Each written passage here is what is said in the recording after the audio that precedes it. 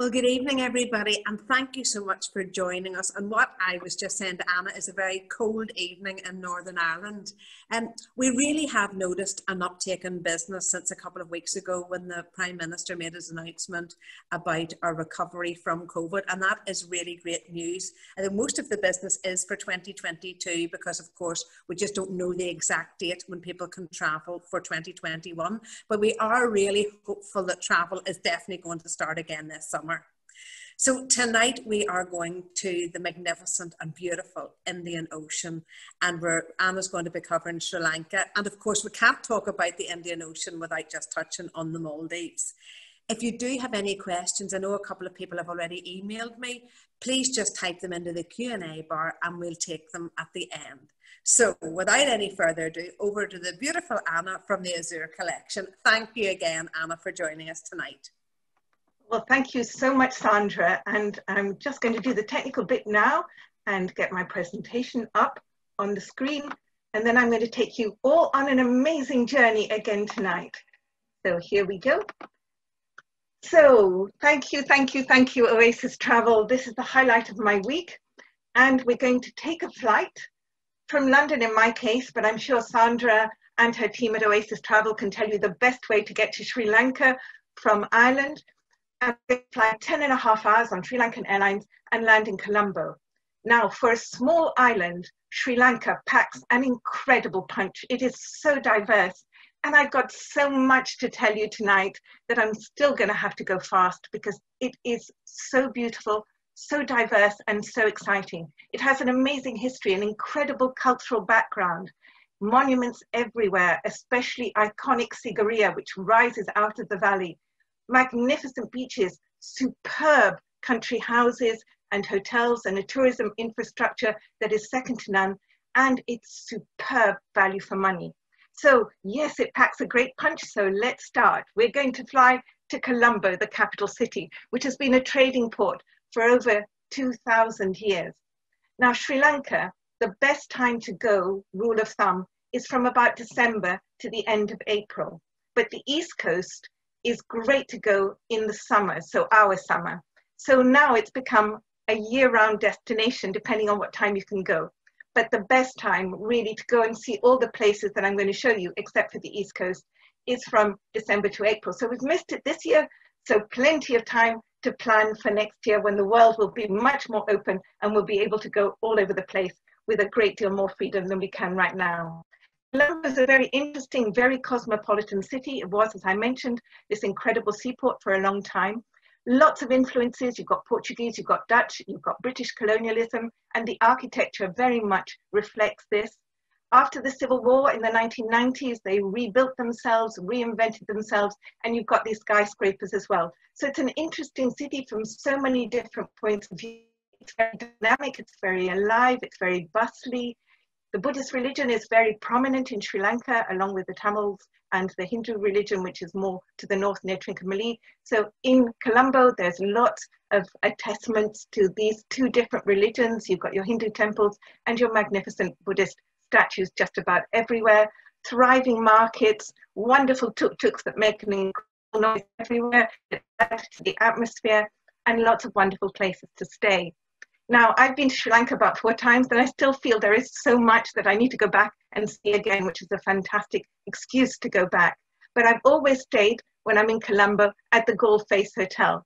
When I first went about 15 years ago, it was a little bit past its prime. Its grandeur was still there, but it was a little bit dusty. But just recently, it's been totally renovated, and it's looking superb. It's right on the front in Colombo, so it looks out on the sea. It's near the Galle Face Green, which is where everybody goes and promenades at night. So tremendous atmosphere in the evenings, and you get a real feel for the city when you're there. But you also look out on the sea, so it has this sense of tranquility and peace too. Wonderful hotel, a grandeur from the past, a real feeling for its colonial heritage, and a great place to stay for a couple of nights in Colombo if you want to explore Colombo. However, after a 10.5-hour flight, your idea might be just to relax somewhere before you go off exploring. So I would really recommend Negombo. Now, Negombo is about 6 miles from the international airport. So a really, really quick transfer, come off the plane. You can be in Negombo in no time at all. It was one of the first beach resorts in Sri Lanka, so it's got magnificent beaches, but the sea is quite rough here, so I wouldn't go swimming here. It's a great place to relax on the beaches, a great fishing town as well. It's got little monuments. It's quite peaceful and relaxed compared to Colombo. So a great place to rejuvenate yourself and just get a little peace before you go out on the cultural circuit. Now, Sri Lanka, very much like South Africa, has got a fantastic network of small boutique country house hotels, which I really, really recommend, because yes, you have the luxury, but you also have this homely feel. They're always run by people with a passion. And so you get a feel for the place, but also you get a wonderful experience as well. And again, they're great value for money. So just outside Negombo, there's a lovely small country house called the Wallowa.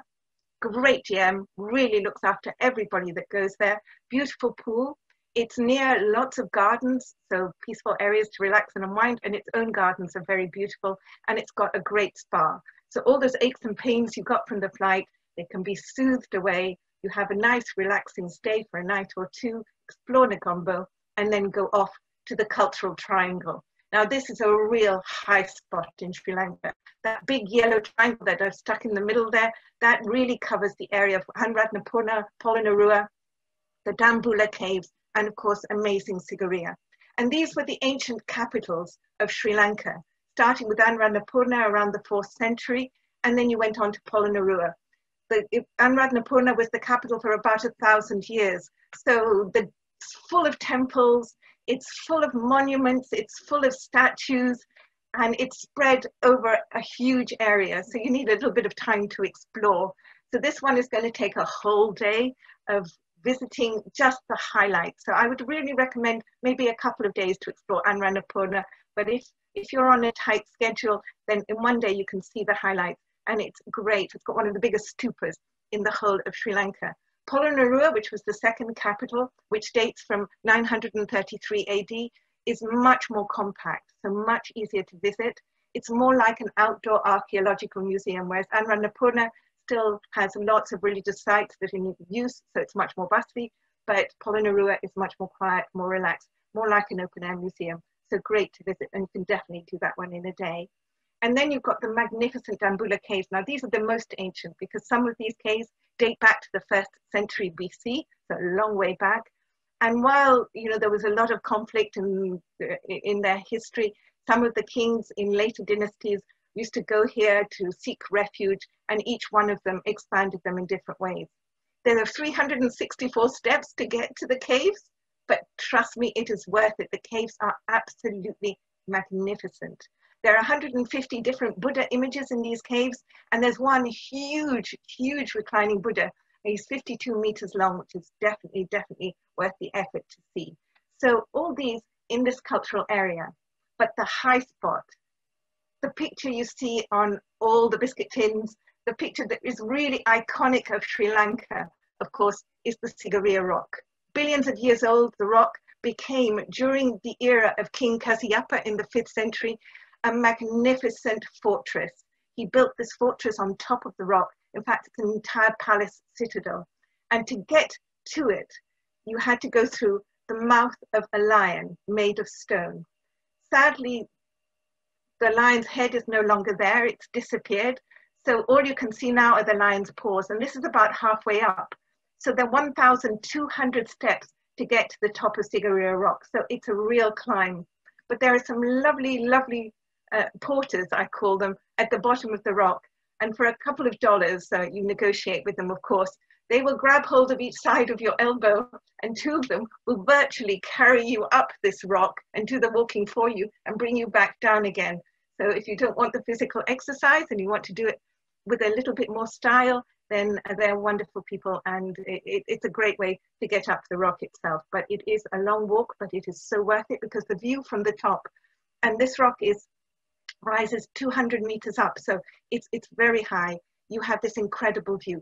Halfway up though, you pass these frescoes. Now, these frescoes date back to 480 AD, so it's very, very old and extremely pornographic. There are these women with these enormous boobs, Don't know how you say that politely. Anyway, and originally, apparently, they were covered in light clothing, but the clothing seems to have worn off, and everybody stops to really enjoy them. Sadly, whoever painted this and who these women were has been lost in the eons of time, but it's one of the great attractions of Siguria as you're going up there. So a slightly different pornographic element to this particular attraction. Now that is your cultural triangle and so worth the visit. Take your time and enjoy it. Don't try and do it all at once. So find a brilliant base right in the middle and enjoy it from there. And I have the perfect place for you. This is one of my favorite places in Sri Lanka, and it's the Ulagala Resort. And it's beautiful, absolutely stunning. 25 pool villas set among the trees, and the birds sing to you in the early morning when you open your window. It's very elegant. It is 5-star luxury, but it's magnificent. You have your little pool there. There are so many things to do in the area. So if you take a day off from sightseeing, you can go to their fantastic vegetable garden. They'll prepare a superb picnic for you, and you can go off into some of the countryside nearby or in their beautiful grounds itself. You can do archery. You can do all kinds of things. It's total relaxation, magnificent service, but within easy access of all those 4 superb areas. Now, close by, there's also a game reserve. And if you're not going on to Yala National Park, then this is your chance to see the Sri Lankan elephants, the Asian elephants. And this is the elephants in their wild. There are some commercial sanctuaries that you can visit. I don't like those at all. This is the real thing, and it's around a 3rd century reservoir as well, so you've got a touch of history too. The bird life in the area is superb, and you can go on a day's 4-wheel drive jeep safari and enjoy the elephants in their natural environment. And that's also within easy reach of the Ulagala Resort. So very quickly, we've done the entire cultural triangle, and we're going to go on to another magnificent cultural spot and another capital of Sri Lanka, and that is Kandy.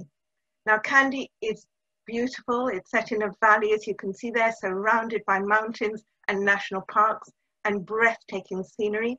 But the city itself is bustly, it's full of life, it's got wonderful artisan shops, the inevitable tuk-tuks absolutely everywhere.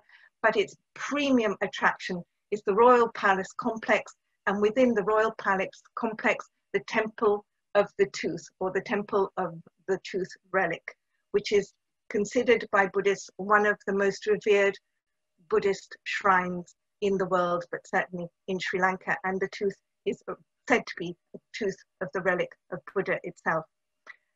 The tooth remains inside the temple complex, inside 7 different golden caskets, but every day the caskets are brought out so that people can worship the tooth. So it's a living worship temple, which is just lovely. But once a year, at the end of July and the beginning of August, there is this incredible festival, the Kandy Asala festival, and that's when the tooth is taken out on these magnificent elephants so people can worship in the streets. And it's a 10-day festival. And the longer the festival goes on, the more exciting, the more flamboyant, the more over the top it becomes. So it's a great time to be there. Now, be aware that this is the rainy season, so it's a little bit more humid at this time of year. It always rains a little bit in Sri Lanka, that's why it's so green. But obviously the winter period is the dry season, so the best time to go. So this is the summer period, which isn't the best time to be in Kandy, but it's the best time to be there if you want to see this festival. And if you are going onto the East Coast, it makes a nice combination, and you can add the cultural triangle in as well en route. So that's a nice combination. Kandy is great. I wouldn't again stay in Kandy, although the man-made lake is gorgeous in the middle of it and the river runs alongside it. I would stay just outside Kandy, and there is a lovely, lovely boutique hotel just outside Kandy called the Kandy House. So very easy to remember. Just 9 individually furnished rooms, all with 4-poster beds. It's got fantastic staff, a beautiful pool, it's set in magnificent grounds, and it's surrounded by national parks, mountains, waterfalls, so you can go on superb walks. And if you're a golfer, there's a really good golf course nearby as well, so you can add golf to your whole experience too. So there's Kandy for you. Now we're going to probably the most famous area which everybody thinks about in Sri Lanka, and those are the tea plantations around Nuwara and Hatton. Now, Nuwara has the nickname Little England because, of course, it was the British who basically created all the tea plantations. They also tried to establish coffee, but that wasn't very successful. Sri Lanka is known for its tea, and the tea plantations are an essential part of this island and really great to go and visit. From Kandy, you can take a train. I haven't actually done it, but I'm told it's an extremely scenic journey, but I'm not sure how comfortable it is to get to the area of Nurelia and Hatton. But look at the scenery. It simply takes your breath away. You see all these tea-grown plantations on all the hillocks, and then you've got these reservoirs in the middle that are superb. However, where would I stay? Well, there's only a stay for me, and that's tea trails. This is a fantastic concept. It's owned by one of the major tea companies, Dilmar Teas. And what they've done is they've taken 5 ex-planters bungalows, so colonial bungalows, which are dotted all over this vast estate. And you basically either use one as a base and go exploring from the base, or you can go from one to another. And obviously the butlers that look after you will pack your bags and take them on to the next house, so that you can have these magnificent walks through the tea plantations between these bungalows and really get to know this area really well. It's quite high up, it's 1,250 meters up, tea trails. So at night, although it's about 28 degrees during the day, at night the temperatures drop right down. You have to wear a little pashmina. And so they light fires in the grates. So you have that homely feel, which is so much a part of the Sri Lankan boutique hotels. So it has everything. And each one of these bungalows has a character of its own. You have a butler assigned to you, and they're very luxurious. But again, they have this homely element as well, which makes them such a great experience. And from there, you can go on guided tea walks into the plantations themselves to see how the tea is harvested, how they choose the leaves and which leaves make which different type of tea. There are lots of other activities. You can take kayaks onto the reservoir. It's dead flat, very easy, wonderful experience. All kinds of walks and treks. Bicycling is really good in the area, or slightly hilly, but a great way to get around. Or you can play croquet, obviously another legacy of the British, considered one of the most, how do I say, aggressive sports, although it looks so genteel. Apparently when people get really het up, they bash each other with mallets, which apparently is not allowed.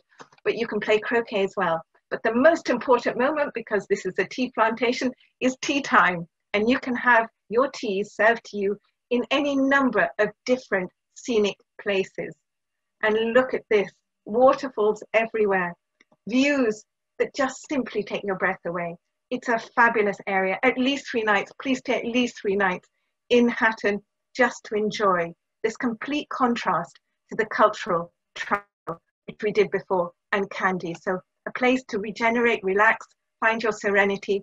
All the bungalows obviously have spa treatments available, so you can indulge all the senses, and the food is totally magnificent. So a great all-round experience. And now for something completely different. Those of you who know me know that I love wildlife, and Sri Lanka has got some great national parks, but the best one for me and for the best game viewing is Yala National Park. It's also the most popular. And again, the best time to go is over our winter season, because that's the dry season. And so animal viewing is so much easier when there's not too much water around.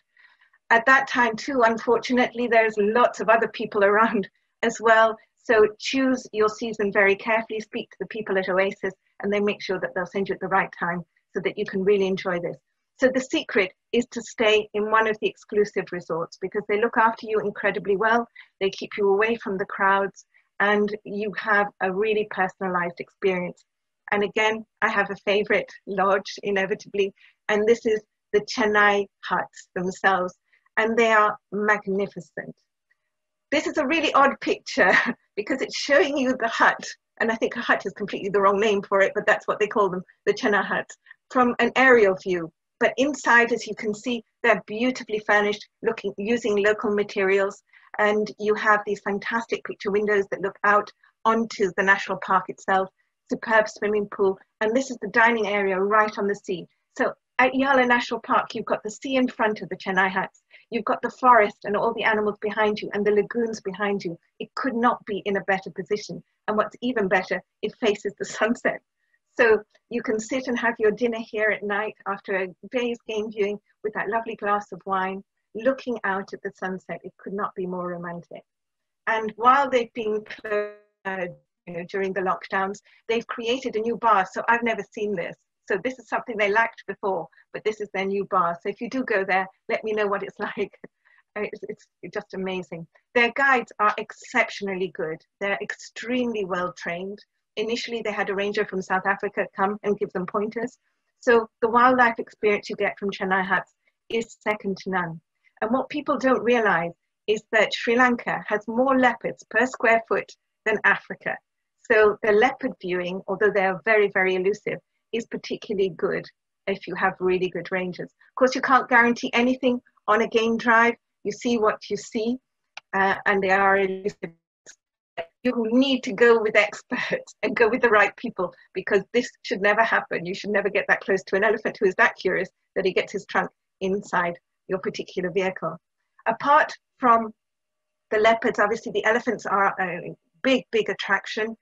Years and years ago, when the tsunami hit Sri Lanka, it was the elephants that knew it was coming before anybody else. And they could apparently feel the tremors through the pads of their feet. And they all moved in one great herd onto high ground, and not one elephant was in any way hurt. So the elephants are incredibly intelligent creatures, and they tell you all these stories when you're out and about in the vehicles. And you have these wonderful sundowner drinks on the beach, looking at the marine life. And they also have sloth bears. Now, I've never seen a sloth bear, but I've seen his tracks in the ground, and that's quite exciting. They're quite rare, but they are there in the national park. I'm not quite sure why they're called sloth bears, because bears are lazy at the best of times, but they must be lazier than other bears, but they are there as well. And the bird life is really prolific. So if you're into bird life as well, there is so much to see and do, and this is just one example of how close you can get to the leopards. And again, another deeply romantic moment just as the sun is setting. So that is superb. So we've done Yala National Park, and then we're going to go on one last moment to Galle, which is a wonderful, wonderful city on this peninsula, surrounded on three sides by the sea. Again, the best time to go are winter, the dry season. It's in the southwest of the island. A nice motorway links it from Colombo all the way down to the south. So it's a faster driving distance than anywhere else in Sri Lanka, where the roads are not quite so good. So very easy access. All different influences. Again, it was created by the Portuguese in the 16th century. Then it was modified by the Dutch, and then the English added a couple of towers and a few things. So you see all these influences when you're there. It's compact, it's beautiful, it's very artisan, it's very much your coffee society again, it's full of life, and it's just a lovely place to spend a few days surrounded by the most magnificent beaches. So a combination of city and beach that's right there. The fort is its main attraction, and you definitely should go and see it. But also there are so many adventures that you can do off the coast. You can go on catamaran trips, you can go on ballooning trips, you can go out to see the stilted fishermen. They fish on these stilts. You can actually try this. I have, and it's incredibly hard, very difficult to balance. I landed in the water, and then they hold on to fishing rods as well and catch fish. Unbelievable, but a great sight to watch, especially as the sun is setting. So it's an amazing place. And there are lots of places to stay, but personally, if you wanted to actually stay in the town itself and get a real feel for the town, but also have a lot of privacy, stay at the Aman Gala, probably the cheapest aman in the world. And trust me, amans are not cheap, but Sri Lanka is such good value for money that this is probably the best value aman that you're going to get. It's very beautiful. It's an old colonial building. It's surrounded by walls, so you have complete privacy around the pool, and you walk straight out into the bustling little town of Galle. So great base, absolute great base. However, I have two country house options as alternatives. Superb value for money. This is Kahunda Kanda. It's a terrible name to pronounce. I call it KK for short. There's two of these. So this is the KK and the tea plantation. It's set on a hill, 360-degree views, no children under 12, very tranquil, spa, yoga, wellness, everything. If you don't go to tea trails and do the tea plantations, this will give you a little insight into life on a tea plantation as well. But they also have a sister hotel on the coast. Both are about 30 minutes from Galle. And if you're staying at one hotel, you have reciprocal facilities with the other one, or you can split your stay between the two hotels and try a little bit of both. This is right on the beach, 30 minutes from Galle. So you have the whole beach experience again. In the high season, no children under 12, but in the low season, they accept children under 12. It's a lovely, lovely experience, small country house, lovely feel, great service, and you're looked after from the moment that you arrive. And you have that balance of wellness and spa with all the beach excitement too. But there are so many beaches in Sri Lanka. Any which way you go from Galle in one direction or the other direction, you've got magnificent beaches. This is one of my favorites at Tenggale. And now I'm going to sound very old, but I don't know if you remember, ages back, there used to be an advertisement for Bounty. And there was this beach and this pirate-looking person, and everyone thought it was filmed in the Caribbean, but actually it was filmed in Sri Lanka. This is an incredible beach, and that is the beach at Tenggale. And the sister hotel to the Amangala in Galle is here, the Amanuela. There's nothing around, total seclusion, isolation, peace, tranquility, magnificent beach, great place to finish your holiday. Just a quick look before we go, just in case you can't go over the winter period and you want to go to Sri Lanka over the summer, you can go and do the Cultural Triangle, you can have a look at that incredible festival in Kandy, and then go on to the East Coast. Now, during the Civil War in the 1990s, this was completely out of bounds from Trincomalee all the way up to Jaffna. So there hasn't been the development that there's been on the Western coast. So the East Coast has taken has been much slower to develop. So it's much less, there are fewer people. The beaches are completely empty, as you can see here. And there are some wonderful properties, but there's nothing fun. So this is my recommendation, because again, it belongs to the Uga Resort group. It's a 4-star and it's the Uga Beach. They also have the Uga Bay. It's very close to Trincomalee and the whale viewing, and it's a great base to see this very, very beautiful coastline, which is available over the summer period. You can see from the decor, it has those elements of luxury that you have in the other Uga resorts. So it's great value for money in a great location. And at certain times of the year, you have superb whale viewing at Trincomalee and some great wreck dives if people are interested in diving. But if you really want the ultimate diving and snorkeling experience, an hour and 20 minutes flight from Colombo Airport will take you to Male, so you can combine Sri Lanka with its culture, its tea plantations, its wonderful wildlife reserves, and its beaches, with a stay at the end in the Maldives, in the Indian Ocean. I've already done an entire Maldives presentation for Oasis, so if you want other ideas of where you can stay in the Maldives, as you can see, there are almost 166 different resorts, so I couldn't possibly cover them, so I chose all my favorites last time.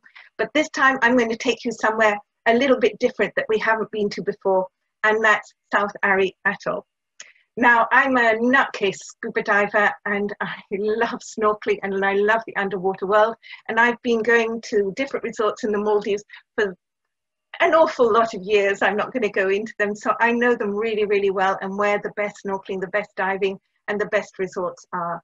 So there are so many great places to go. You are spoilt for choice.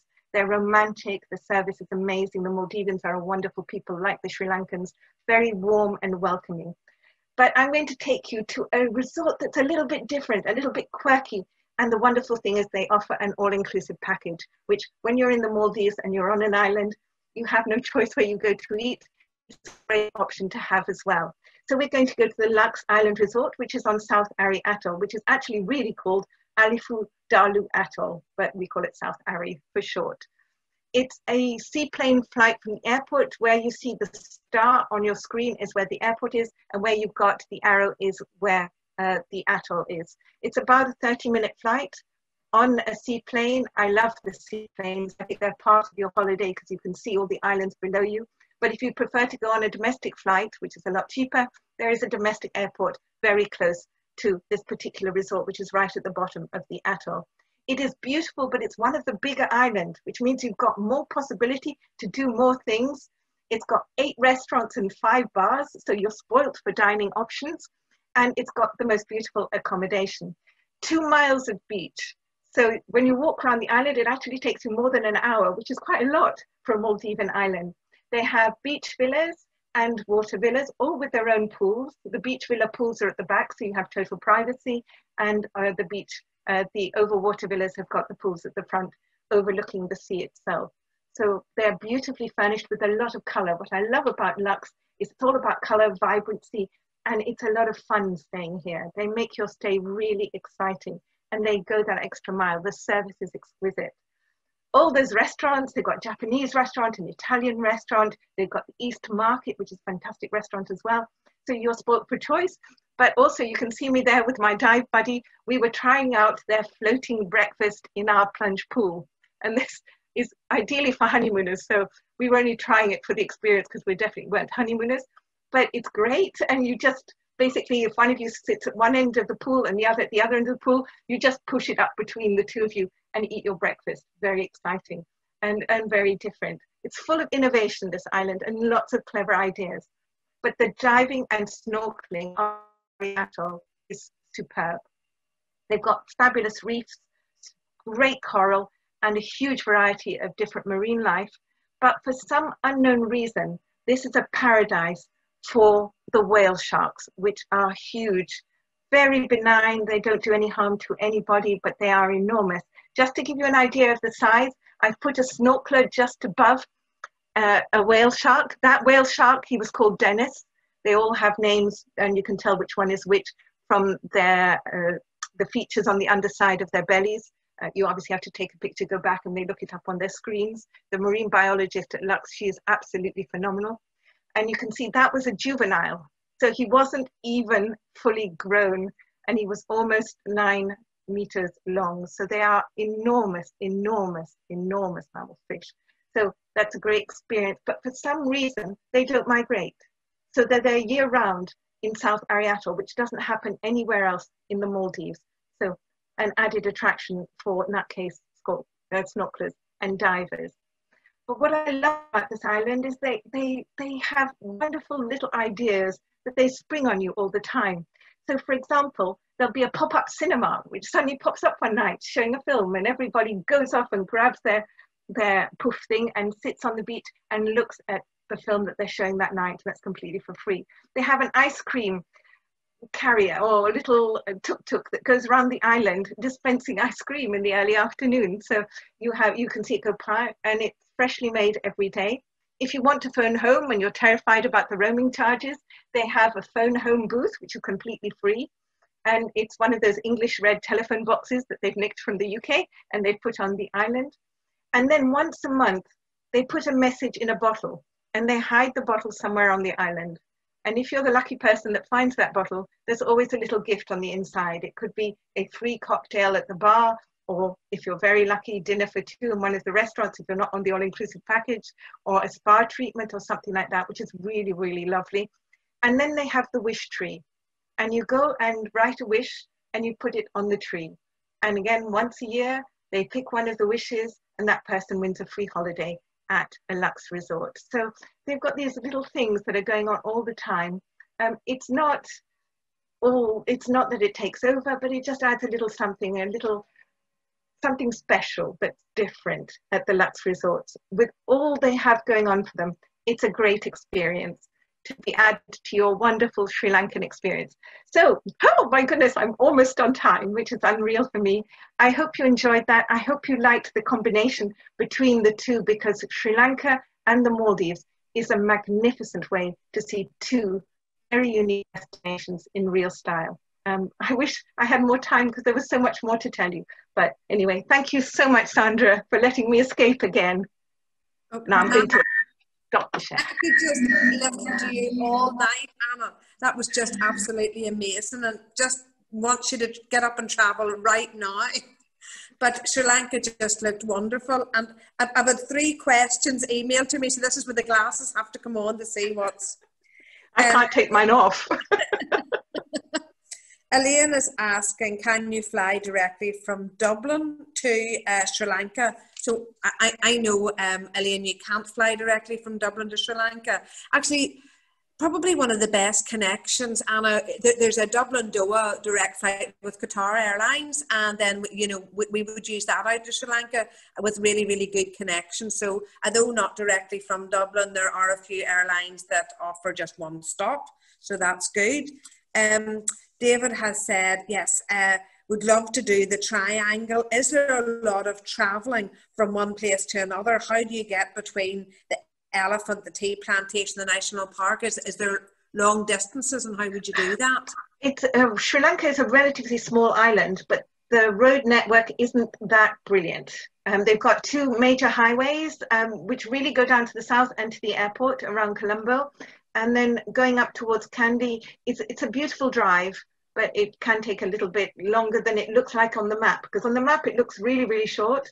But for example, if you were going from the airport up to, say, the Ulagala Resort, that's about 4.5 hours drive on a good day, with not too many tuk-tuks crossing in front of you backwards and forwards.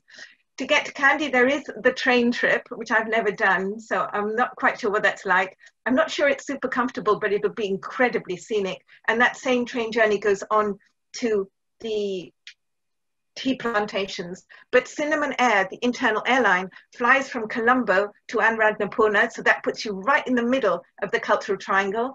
The Ulagala Resort is half an hour from there, and all the monuments from there are about an hour or half an hour's drive in any particular direction. So that's why I always say have a base and go out and see Anuradhapurna, Polonnaruwa, Dambulla, and from Dambulla to Siguria it's only half an hour. So they're all very close, and you've got the elephant reserve there.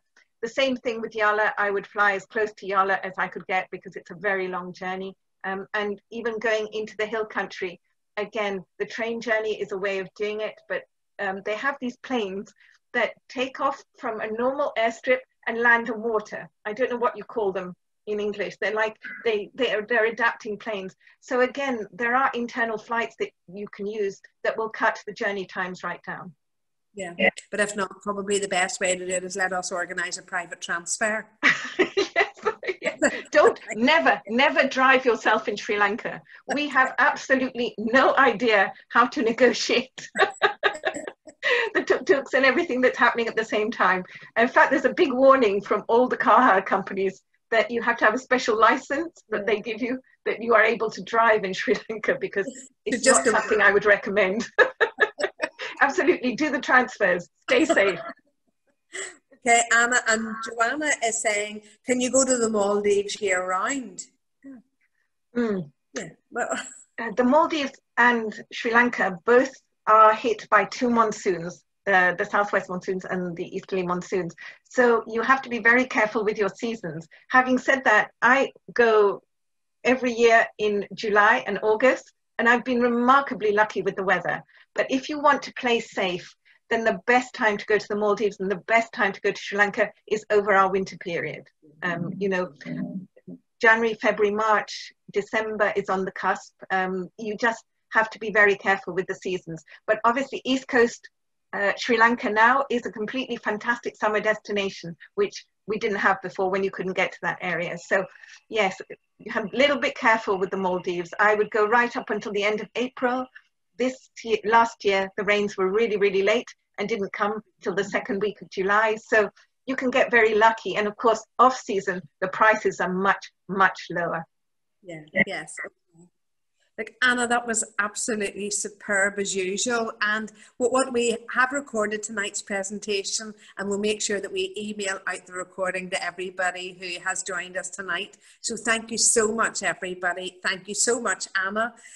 Just a reminder to everyone, just whilst we're still in lockdown, we are answering phones. We have a small team working between 10 o'clock and 4 o'clock between Monday and Saturday. So if you just call your local Oasis office, the call will be answered. You can also contact us by email at inquiries@oasis-travel.co.uk, or of course connect with us on social media. But look, thank you all so much for joining us tonight. I really thoroughly enjoyed it, and there's no doubt about it, Sri Lanka's, I've been to the Maldives, but Sri Lanka's definitely on my list now. So enjoy the rest of the evening, everybody, and we look forward to catching up with you again next week. Thanks so much again, Anna. Good night, everybody. Bye, guys. Bye-bye.